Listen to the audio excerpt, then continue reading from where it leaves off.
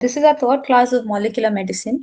So before I go ahead with the third part, what we will do is brush up what we have seen in the previous classes, the first two classes, okay? Not going to go in detail. I'm just going to give you a brief of what we have discussed earlier. Yeah, so first we discussed about the genome, what a genome is. It is a complete genetic material of any organism.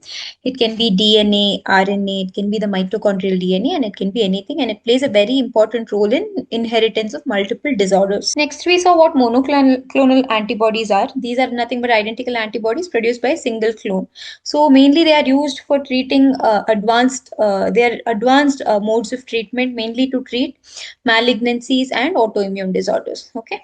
Then, so even osteoporosis and cardiovascular diseases are newer applications of monoclonal antibodies. And we saw common immunoassays, for example, ELISA, immunofluorescence, Western blot, and lateral flow immunoassay. How these are used and what is the disease that these test. As ELISA, Western blot, mainly for HIV screening.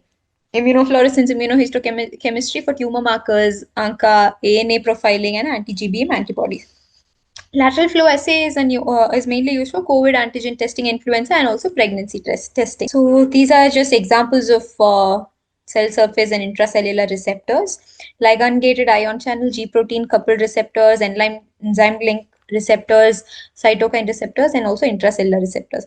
I'm going very fast through this because we have to brush up the previous two classes for the new joiners. Next would be we saw about the signal transduction pathways, where there are secondary messengers and primary messengers, and how these molecules help in each reaction. I'm not going to go into details of these. So then we saw regulation of gene expression. This is nothing but how each gene is being expressed in a body and leading to the final the phenotype of any organism. So there'll be a transcription, then a translation, then there'll be post translational modification or epigenetic modification. All this will lead to variation in the gene expression. Okay, so that was the end of our first class. I'm coming on to the mechanism of oncogene activation.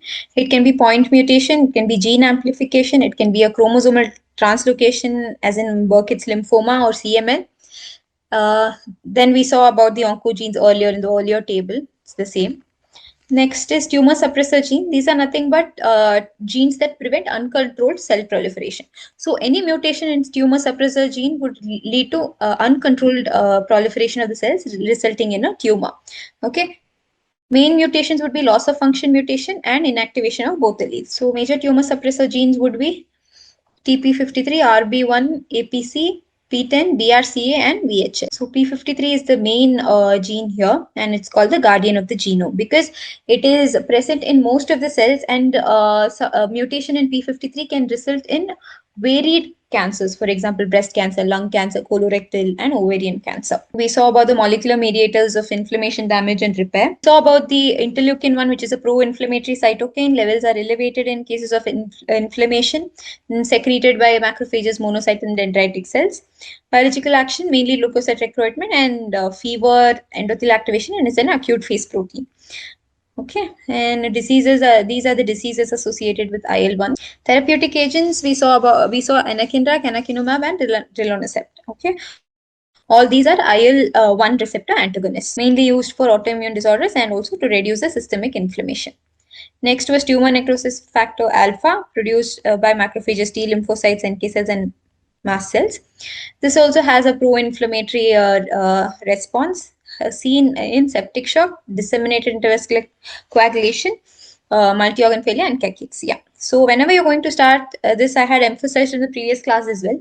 Whenever you're going to start an anti-TNF agent, what you have to do is that make sure that the patient is not having sepsis, the patient is not having any immuno-opportunistic infection, and even tuberculosis. Okay.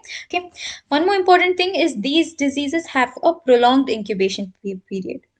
But once the disease appears, they progress rapidly and lead to a very rapid decline in the patient condition. It is a Lambert-Eaton myasthenic syndrome. Okay. Here, what happens is with repeated stimulation, the power improves, and the antibodies are directed towards the voltage gated calcium channels. Okay, very important to differentiate between the Lambert-Eaton myasthenic syndrome and the myasthenia gravis. Here it becomes better with repeated muscle contraction. There the power reduces with repeated stimulation. A 4-year-old boy has difficulty climbing stairs, frequent falls, and calf pseudohypertrophy. Which protein is deficient? This is very easy. Dystrophin, myotonic dystrophy. Yes, correct. A patient with sickle cell disease develops severe bone pain following dehydration. Which molecular change produces the abnormal hemoglobin? Glutamic acid balance substitution, beta chain. Patient with multiple myeloma develops nephrotic range proteinuria and restrictive cardiomyopathy. Biopsy shows apple green birefringence under polarized light. Which protein is most likely responsible? Beta amyloid. Answer is transthyretin. Okay, here because you have restrictive cardiomyopathy as well. You know that this is amyloidosis, but which kind of amyloid you will have to see. Okay. Since it says, sorry? ATTR. That is. Yeah.